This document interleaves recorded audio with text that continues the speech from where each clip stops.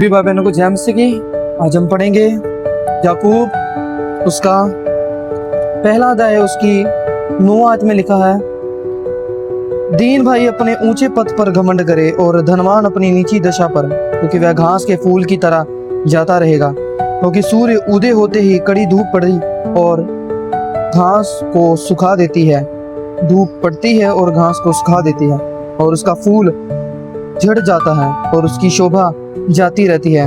इसी प्रकार धनवान भी अपने मार्ग पर चलते चलते धूल में मिल जाएगा। धनवान चलते चलते धूल में मिल जाएगा, अपने मार्ग पर चलते चलते धूल में मिल जाएगा। अगर आप 5 अध्याय की पहले आयत में पढ़े, हे धनवानो सुन लो, सुन तो लो, तुम अपने आने वाले क्लेश पर चिल्ला चिल्ला कर रहोगे। आमीन। इस वचन के द्वारा मैं आपको बताना चाहूंगा कि एक धनवान अपने जीवन में सदा शोक मनाए और सदा इस बात को याद रखे कि वो परमेश्वर के अगर काम नहीं कर रहा, उसका मेन फोकस धन पे लगा हुआ है, अमीर होना, अमीर बनना, और अपने जीवन में परमेश्वर की काम, परमेश्वर को याद रखना, परमेश्वर में चलना, परमेश्वर से प्रार्थना करना, इन सभी बातों से अगर दूर रहे तो वो अपने आप को संकट में पड़ा हुआ देखता है और अपने आप को जरूर पिता से दूर और दुखों में पड़ा हुआ देखेगा। क्योंकि पिता का वचन कह रहा है कि वो धूल में मिल जाएगा एक दिन। वो चिल्ला चिल्ला कर रोएगा, क्लेश पर चिल्ला चिल्ला कर रोएगा, और वो स्वर्ग में एंटर करना उसके लिए मुश्किल है।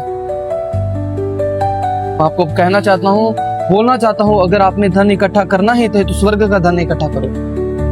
स्वर्ग का धन इकट्ठा करो जो आपके लेखे में लिखा जाता है, जो आपके मशामली के लेखे में लिखा जाएगा। और स्वर्ग का धन ऐसे ही इकट्ठा करना है कि अगर आपको कोई रोगी नजर आता है तो उसकी सेवा करो, उसके लिए कुछ दो, उसकी बीमारी के लिए आप दे सकते हैं, उसके इलाज के लिए दे सकते हैं तो दो। अगर आपको कोई नंगा दिखता है तो आपके पास 2 कपड़े हैं, लिखा है अगर आपके पास 2 कपड़े हैं तो एक उसको दो। अगर कोई भूखा है तो उसको पिलाओ, प्यासा है तो पिलाओ, भूखा है तो खिलाओ। तो पिता कहता है कि आपने उसको नहीं मुझको दिया होगा, उसको नहीं खिलाया होगा, मुझको खिलाया होगा, और उसको नहीं पिलाया होगा, मुझको पिलाया होगा।